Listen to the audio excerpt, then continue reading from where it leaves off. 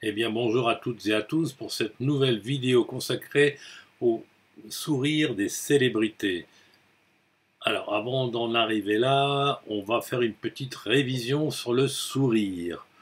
J'ai pu, dans mes dernières vidéos, ou depuis quelques années, aborder le sujet, mais enfin, ça fait jamais de mal de faire une révision générale. Voilà. Alors, le sourire, c'est le sourire, c'est au niveau de la bouche.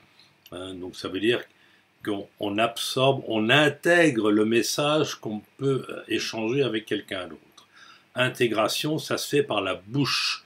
C'est là vraiment où il y a une acceptation du message que l'on véhicule avec l'autre individu qui est en face de vous.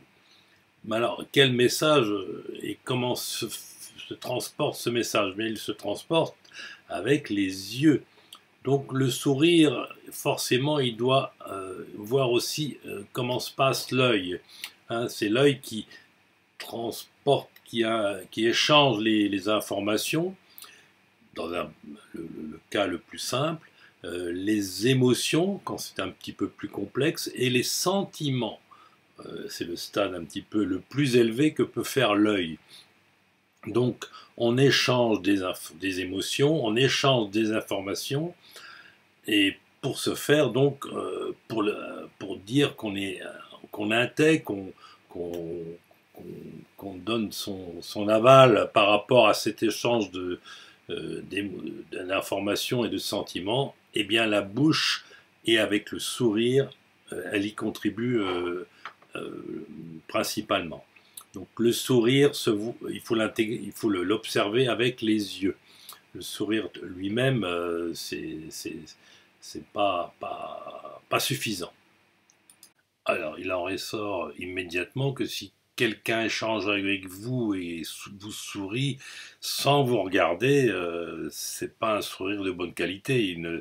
Il n'est pas avec vous, il ne communique pas vraiment avec vous, il n'approuve pas vraiment ou il fait semblant d'approuver les éléments que vous pouvez échanger ou que vous pensez échanger, mais dès lors qu'il n'y a pas ce croisement dans les deux iris de temps à autre, il n'y a pas un vrai sourire, une vraie communication, une vraie extraversion.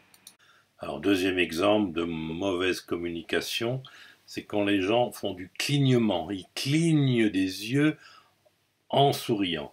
Alors, le clignement, c'est le muscle tarsal qui ferme l'œil, plus le releveur de la paupière supérieure qui se met en contradiction avec le tarsal. Donc ça fait du clignement. L'attention est limitée à un motif d'intérêt particulier. Il y a un affinement de l'attention, mais il n'y a pas vraiment d'affection vraie ou d'échange de vrais sentiments dans ce cas, même s'il y a du sourire en, en même temps que ce clignement. Et d'ailleurs, ce clignement, on peut croire, le voir quand le sourire remonte énormément, quand le grand zygomatique remonte énormément la lèvre supérieure et relève aussi un petit peu la pommette de la joue, ça peut un peu se faire comme si on avait l'œil fermé. euh, Bon, en effet, mais c'est pas du clignement, hein. Donc ça, bien différencier ce, cette petite fermeture de l'œil qui est mécanique avec un clignement qui n'est pas du tout mécanique. Voilà. Alors, on va terminer notre révision générale du sourire avec le muscle prétarsal. Il forme le petit bourrelet de chair que vous voyez là sur la photo, sur la paupière inférieure. Il va tendre cette paupière inférieure. Hein. Il indique de l'activité, de l'entrain. Les gens ne se laissent pas déprimer. Il y a de l'élan, de la joie, joie de vivre. Mais attention, si on ne voit que ce muscle en action sans avoir l'ouverture de l'œil, ça sera un sourire un petit peu commercial, un échange un peu mécanique. Donc il faut qu'il soit présent, ça c'est une bonne chose, mais que l'œil et l'iris soient en contact et l'œil bien ouvert. Hein, donc quand on l'associe bien sûr avec le sourire qui est à lieu, comme vous le savez donc maintenant, avec la bouche. Alors, maintenant, abordons vraiment les éléments du sourire. Alors, le sourire, c'est le grand zygomatique et le buccinateur. Alors, le grand zygomatique, ce sont un muscle à gauche et à droite qui vont tirer vers l'extérieur la lèvre supérieure, le bord externe de la lèvre supérieure en le remontant. Ça, c'est le grand zygomatique et il signifie un sentiment de plaisir. Et donc là, on parle de sentiment, on est vers le haut. Le cérébral, c'est vers le haut, le terre, c'est vers le bas. Par contre, le buccinateur, lui, tire plutôt les bords de la bouche vers le bas et vers l'extérieur. Donc c'est une sensation de plaisir, donc c'est plutôt physique, voilà, ça complète un petit peu. Il y en a un, c'est le sentiment et l'autre, c'est physique. Donc les deux en même temps sont bien sûr souhaitables pour que le sourire soit complet et de bonne qualité. Bon, alors, allons-y, ça y est, Julia Roberts, la célèbre actrice américaine. Alors là, vraiment, c'est l'archétype. Hein, vous voyez la bouche largement ouverte par l'extérieur avec le grand zygomatique, lèvre supérieure qui monte un petit peu, en tout cas qui tire la joue vers le haut. Le buccinateur, ils sont à peu près à même égalité de puissance. Donc là, le sourire est magnifique, avec une iris qui vous regarde, qui communique, qui essaye de transmettre des choses. On ne sait pas avec qui elle parlait, et qui, avec un œil ouvert, enfin bon, voilà, le sourire parfait. Alors vous allez me dire, oui, mais elle simule, c'est une actrice. Eh bien, vous avez en partie raison. C'est vrai qu'on la voit souvent avec ce sourire un petit peu automatique, ce sourire magnifique qui est très extraverti, qui incite à la communication. Donc je pense qu'elle s'en sert un peu comme une arme de séduction.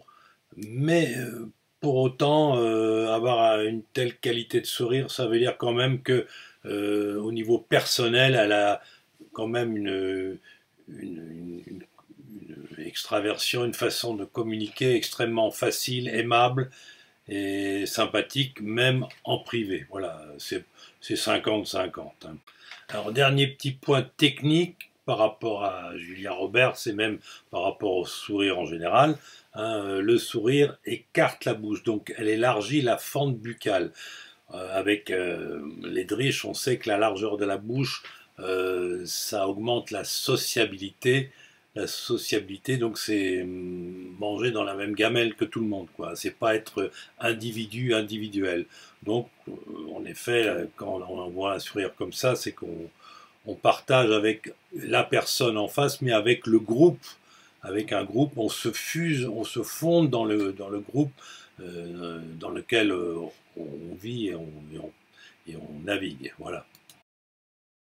Ah, bah alors là, quelle surprise! Hein, vous avez vu, notre célèbre chanteur, alors lui, il est aveugle, donc je vous parlais de la communication par les yeux avant d'intégrer avec le sourire, ben là, qu'est-ce qu'on va faire, hein? Bon, alors si vous pouvez, on va trouver des explications, bien sûr. Hein. Alors le sourire, en effet, il est un peu bizarre. Hein. Moi, je vois quand même, bien sûr, du grand zygomatique. Bon, il y a la joue qui se plisse vers le haut, surtout à sa droite.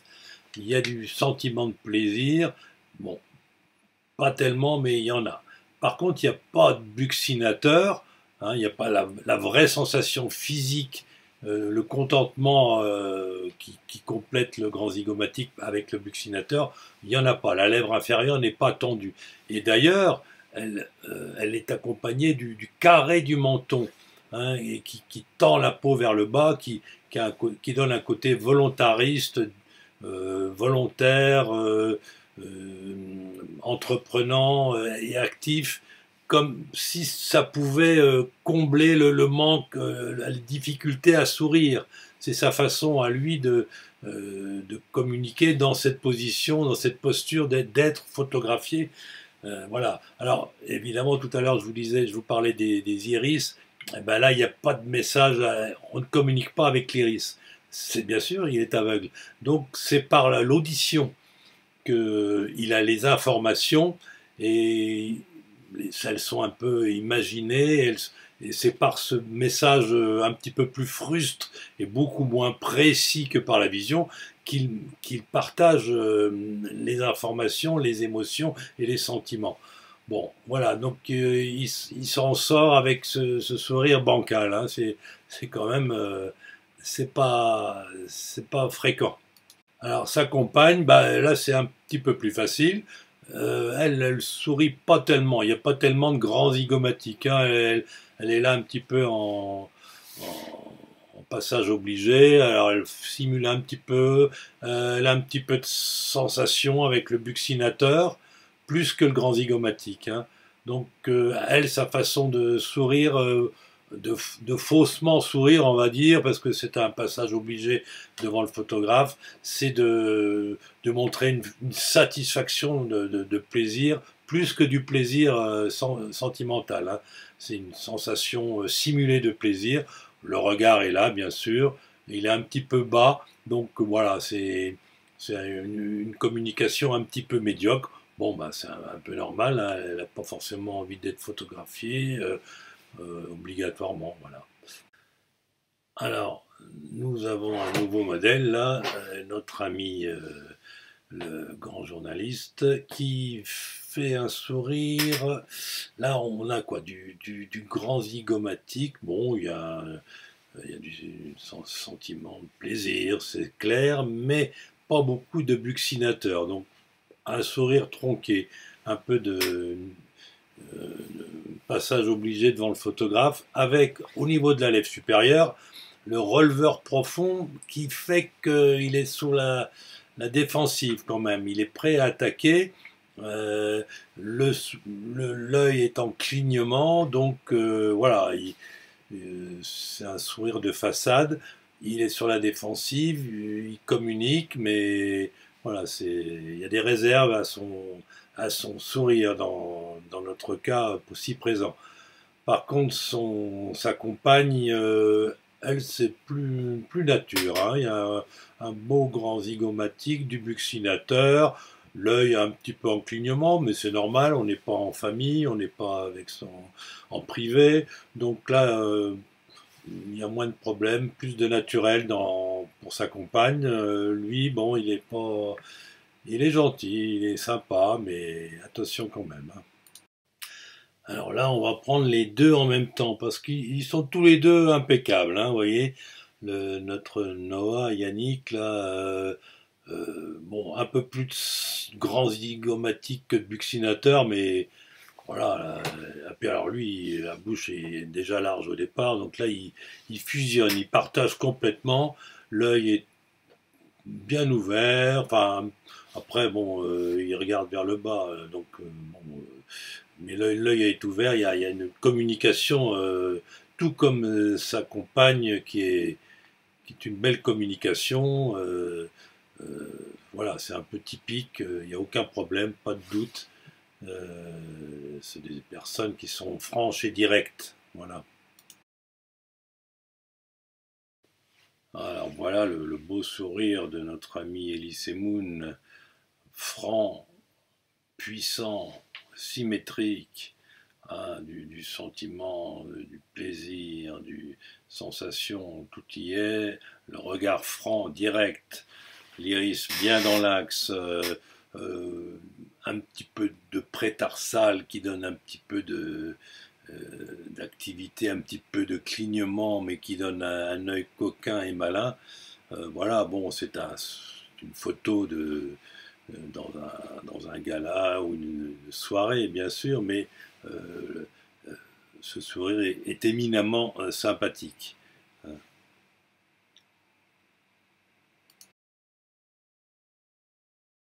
Voilà, encore une autre et dernière vedette de la chanson, là, cette fois-ci. Bah, je voulais vous montrer un petit peu le sourire asymétrique. Hein. Bon, il est modérément asymétrique dans ce cliché, mais tout de même. Hein. Donc c'est toujours quelque chose qui indique, comme je l'indique dans le sous-titre, un certain recul et une certaine ironie par rapport à la situation qui est en train d'être échangée. Hein. Donc, c'est pas un sourire franc et direct, mais bon, il y a une petite nuance à voir avec cette asymétrie qui peut être à gauche, à droite, plus ou moins puissante. Bon, enfin là, elle est un petit peu à droite et modérément prononcée. Alors, si vous pensiez tout savoir sur le sourire, nenni, nenni, hein, vous allez voir sur les tableaux que je vous présente ici, toutes les associations possibles avec le grand zygomatique et le buccinateur que Hermiane a pu faire et que j'ai un petit peu repris dans mon livre. Ça, c'est toute une vie de travail. Et donc, on peut en voir quelques exemples maintenant.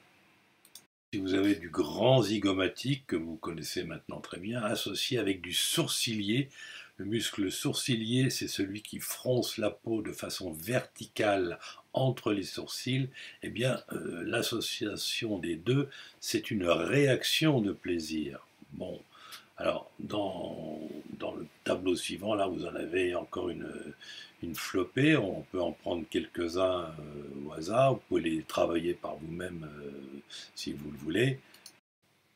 Alors, par exemple, si vous avez du grand zygomatique avec un regard vers le bas, c'est le grand zygomatique plus TIB, c'est plutôt cacher son plaisir. Hein. Voilà, il y en a plein d'autres, vous pouvez les prendre à un, mais c'est pas le sujet du jour, c'est simplement pour vous montrer toutes les possibilités d'association des muscles entre eux. Voilà, dernière planche avec les dernières associations du grand zygomatique et à la fin avec le buccinateur. Hein, donc là, vous voyez toute la richesse du vocabulaire, des expressions, des sentiments qu'on peut retrouver sur un visage. Bon, ben là, il faut vraiment travailler énormément toutes les actions des muscles et bien les connaître par cœur. Là, c'est simplement que pour vous le faire apprécier. Voilà, on va en terminer là. Bien sûr, on pourra revoir ultérieurement d'autres sourires, d'autres célébrités dans d'autres vidéos. Hein, mais là, on a eu un bon petit point de vue sur le sourire, l'extraversion, les différentes formes de sourire, qu'est-ce qui peut entrer en jeu dans le sourire, dans la communication, dans l'extraversion entre individus et dans le groupe. Voilà, donc c'est donc toujours le sourire, c'est d'abord la bouche, puis les yeux en soutien pour un petit peu interpréter le sourire, et en fin de compte, tous les autres muscles du visage qui peuvent interférer, compléter, annuler, modifier l'impression du sourire et de la communication qu'on peut avoir avec la personne avec laquelle on est. Bien, alors ben, je vous laisse là et on se reverra ultérieurement dans une autre vidéo. Vous pouvez exprimer des commentaires et puis si vous avez des questions, bah, vous pouvez les poser aussi. Voilà, à bientôt à toutes et à tous.